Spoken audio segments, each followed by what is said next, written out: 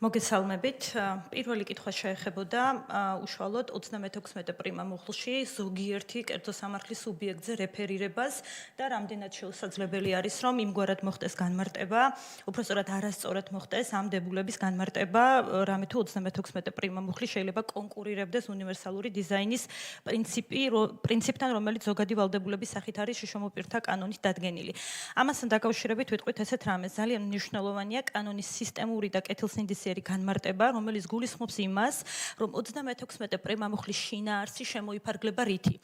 ის კონკრეტულ სუბიექტებს, დიახ, რომ ზოგიერთ სუბიექტს ავალდებულებს პროაქტიულად კონკრეტულ ვადაში უზრუნველყოთ მათი აპლიკაციების, მათ შორის მობილური აპლიკაციებისა და ვებსაიტების ადაპტირება უნივერსალური დიზაინის შესაბამისად. ვამბობთ იმას, რომ ეს გულისხმობს ამ წუთას კონკრეტული სახელდებით არის ჩამოთვლილი სუბიექტები, მათი საქმიანობის სპეციფიკის გათვალისწინებით, რამე თუ ისინი ახორციელებენ ყველაზე მნიშვნელოვან საქმიანობებს, ესე ვთქვათ, საბაზისო სერვისებისა და პროდუქტების მიწოდება საზოგადოებისთვის და ამ ნიშნით ესენი სახელდებით ექსპლიციტურად არის მითითებული კანონმდებლობაში.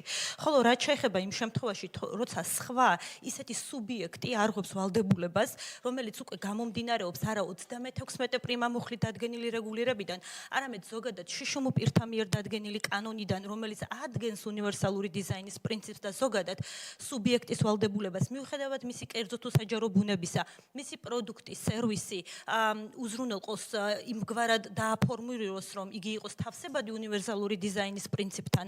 ეს არანაირად არ მოდის წინააღმდეგობაში 36 პრიმა მუხლთან.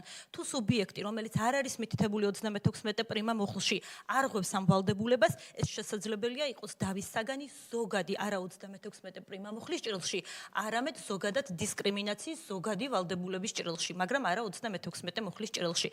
მარტივად რომ ვთქვათ, სხვადასხვა სუბიექტების ვალდებულებები სხვადასხვა დებულებებით არის განსაზღვრული.